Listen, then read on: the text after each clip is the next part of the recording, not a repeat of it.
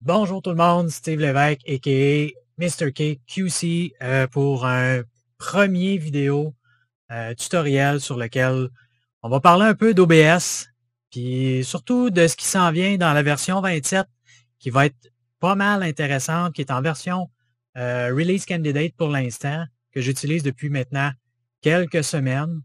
On y va tout de suite, on go avec les nouveautés.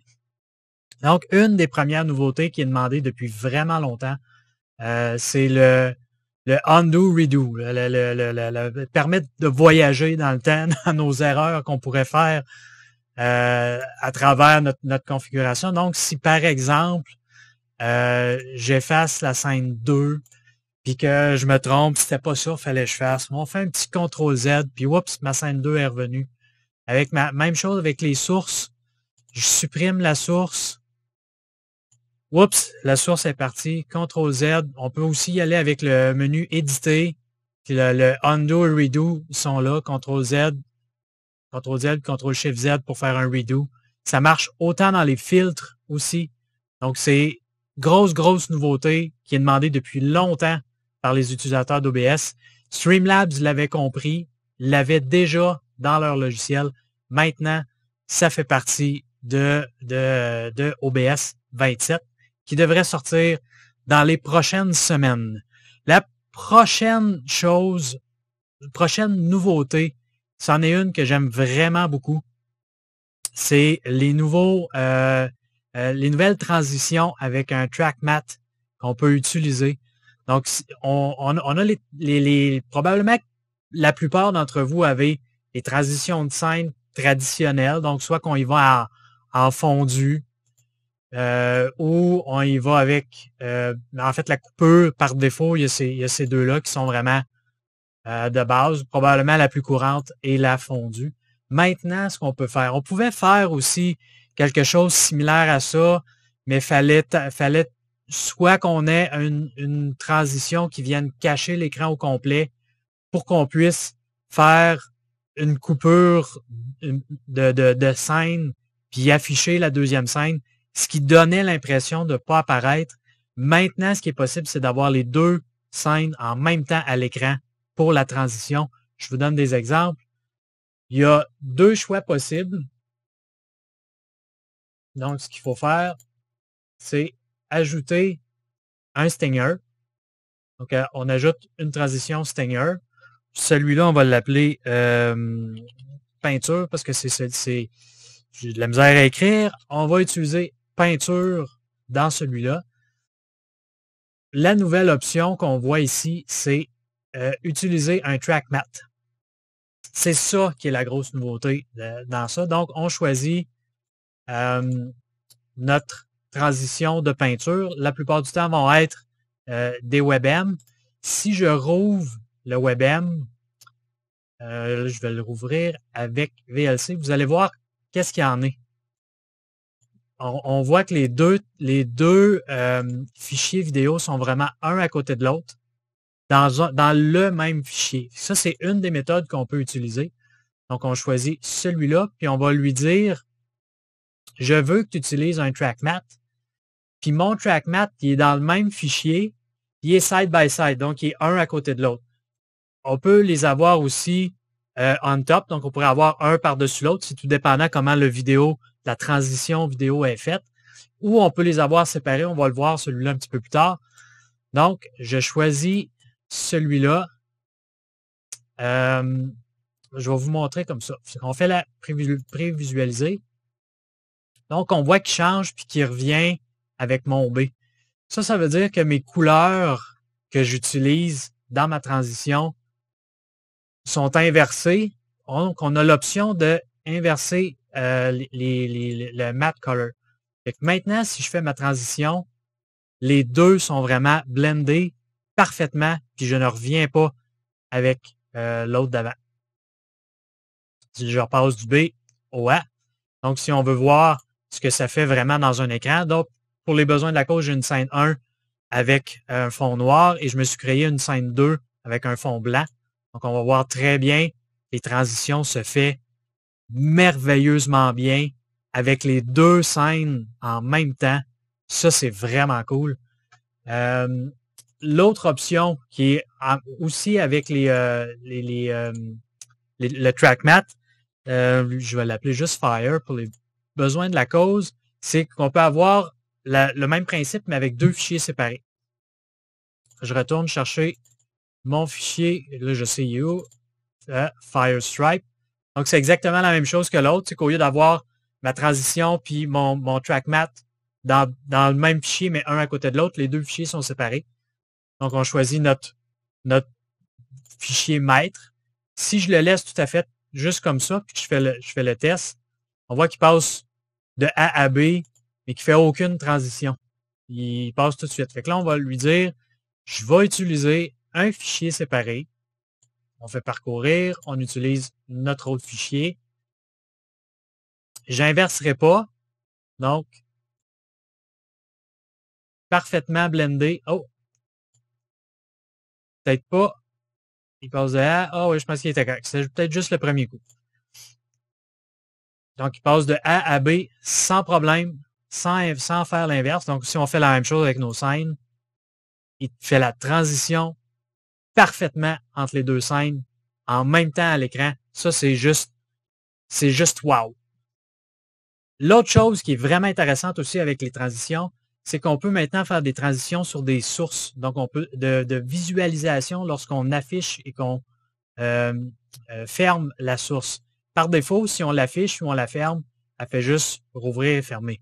Maintenant, on fait un clic droit sur la source, on s'en va dans Show Transition. Donc, on veut, quand on affiche la source, moi, je veux, quand j'affiche la source, elle fasse tiens, on va faire un balayage. Balayage vers la gauche. Donc, quand je la ferme, elle ne fait rien. Oh, elle arrive de la gauche, puis elle s'en vient comme ça. Si, dans mon hide, je veux qu'elle fasse un fondu, ben, quand je vais la cacher, elle va partir en fondu. Quand je vais la réapparaître, elle va slider. Ça, on peut faire ça sur n'importe quelle source. L'autre avantage qu'on peut faire aussi, qui est un petit peu buggy pour la version 27, du moins dans ce que j'ai essayé, peut-être que là, ça va bien marcher, c'est que les transitions qu'on vient de créer avec les stingers, on peut les refaire ici aussi. Donc, je refais une nouvelle, je lui dis, je veux un stinger, puis on va aller chercher, tiens, pourquoi pas notre fire. Là, je me souviens plus si on est dans le hide ou dans le show, c'est pas grave. Notre fichier séparé parce que celui-là, il est comme ça. On fait parcourir, on vient chercher notre autre fichier. J'ai pas besoin d'inverser. Si je fais une prévisualisation, il fait le switch comme prévu entre une et l'autre. Donc, je viens ici. Je la ferme en fade parce que je l'ai laissé comme ça. Quand je l'affiche, pendant l'enregistrement, j'ai voulu montrer les transitions, qu'on pouvait faire des stingers avec les sources dans la nouveauté. Malheureusement, ça ne marchait pas pendant ma démo. J'ai réessayé plus tard avec mon OBS avec lequel je stream habituellement. Et ça fonctionne comme ça devrait être. Donc, je suppose que c'était peut-être un petit bug dans mon installation pour le OBS. Donc, je peux vous montrer, par exemple, j'ai un petit channel redeem que sur mon chat les gens peuvent demander la météo sur la ville qu'ils veulent. Fait que, par exemple, qu'on veut savoir comment est-ce qu'il fait à Amos présentement. Je rentre la ville, vous allez voir. Donc, on voit très bien. Là, on a vu que le petit glitch que je parlais dans le truc, dans la démo, c'est ça. C'est que puis le fait d'avoir les stingers, le track mat sur un fichier séparé vient faire en sorte, je pense que c'est un peu ça qui crée le problème parce qu'on voit que quand il disparaît, c'est le paint qui embarque, puis il fait sa transition parfaitement. Fait que si je veux savoir, par exemple, destination vacances, on veut savoir qu'est-ce qu'il fait à Cancun. Présentement, à Cancun, ça apparaît avec le Fire, il fait plus 30, nuageux, bon, fait que finalement, on manque pas tant de soleil que ça. Fait que peut-être mieux de rester ici, il fait peut-être un peu moins chaud, puis il disparaît avec le paint. Fait que ça fonctionne relativement bien et c'est disponible autant sur les scènes que sur les sources. Donc, l'autre option qui est le fun aussi, qui s'en vient, c'est si jamais vous déplacez votre OBS. Par exemple, vous utilisez votre OBS en mode portable, ce qui est le cas dans mon cas, étant donné que je fais beaucoup de tests et souvent, je vais faire, avant de réinstaller une nouvelle version soit d'un plugin ou d'un truc, je vais me faire une copie, je réinstalle dessus, puis la mode portable, je ferai peut-être une vidéo à un moment donné là-dessus pour vous montrer comment utiliser le mode portable. Ça peut vraiment être pratique et ça permet d'utiliser notre OBS, par exemple, sur une clé USB. Donc, on a tout le temps notre OBS avec nous, peu importe où est-ce qu'on est, sur quel ordinateur on est et qu'est-ce qu'on fait avec. C'est vraiment génial. Quand on déplace des trucs comme ça, ça peut arriver qu'on ait déplacé des dossiers d'endroits, puis on ne sait pas. Mais avec la nouvelle version, je vous montre, dans un nouveau, il va nous ouvrir une petite fenêtre comme ça, qui nous affiche que la source ici, dans le missing, tu sais, dans ce cas-là, c'est une image de iOS Alert. C'est normal dans mon cas parce que c'est pas un fichier image en tant que tel. C'est un petit tour de passe-passe. C'est un lien web vers une image. Donc, à chaque fois, il voit qu'elle n'est pas là, mais dans mon cas, c'est normal, c'est correct qu'elle est là. Et si on choisit le dossier dans lequel elle est, par exemple, qu'on aurait une dizaine de sources qui est manquante, puis que sont toutes dans le même dossier, on va en choisir une, puis systématiquement, il va découvrir les autres, puis il va nous dire qu'ils sont dans le même dossier. Veux-tu que je les link avec? On lui dit oui. On fait appliquer et on est reparti. Toutes nos scènes, toutes nos sources sont redevenues normalement correctes. Là-dessus, c'est vraiment, vraiment génial. L'autre petit truc qui est arrivé aussi, ou qui va arriver, je devrais dire, dans la version 27, c'est une nouvelle option. Je pense que c'est j'ai regardé je pense que c'est dans la capture de fenêtre. La méthode de capture qui est le Windows Graphic Capture, qui est pour les Windows 10 et 10, version 19.03. Donc de mars 2019, qui est quand même relativement un petit peu vieille, mais beaucoup de players avaient des problèmes avec Warzone, que OBS avait de la misère à capturer la fenêtre de Warzone. Il y avait beaucoup de frame rate, de drop frame rate, de sauts d'image par seconde. Surtout si vous utilisiez le même, en fait, probablement juste si vous utilisiez le même PC, un seul PC pour une capture. Si vous utilisez deux PC, c'est pas un problème parce que votre source, c'est pas le jeu en tant que tel et votre source de capture, donc soit un Elgato ou une autre carte de capture quelconque. Ce mode de capture-là vient régler ce problème-là. Donc, vous allez pouvoir utiliser ce mode-là si vous êtes en single PC pour streamer et jouer à Warzone. C'est un petit quelque chose, un petit add-on pour les joueurs de Warzone qui peut vraiment être intéressant. Il y a beaucoup de nouveautés avec OBS 27. Les principaux que je vous ai parlé, c'est ceux que je pensais qu'ils valaient vraiment la peine d'être discutés. Il y en a une autre qui peut peut-être intéresser certaines personnes.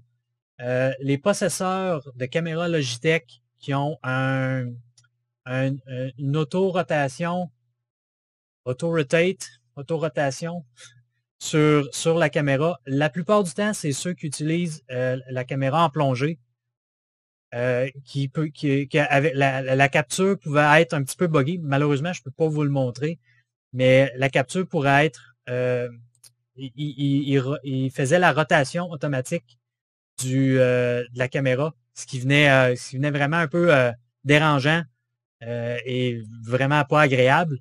Ils ont mis une option pour les caméras Logitech qui permet de locker, de verrouiller la position de la caméra et de s'assurer qu'elle garde tout le temps la même puis qu'elle qu'elle ne fasse pas de rotation automatique. Ça, c'est un petit add-on pour certaines personnes qui peut peut-être être intéressant. Un petit plus.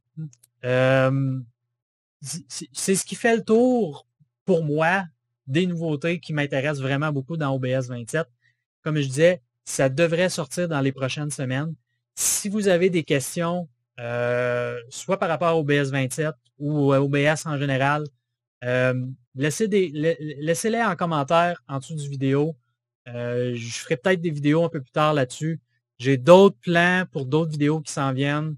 Il y a des trucs qui sont, je pense, tout le monde devrait savoir. Le but étant de faire des vidéos le plus court possible et de vous en montrer le plus possible et que ce soit avantageux pour votre stream. Donc sur ce, je vous dis à la prochaine vidéo.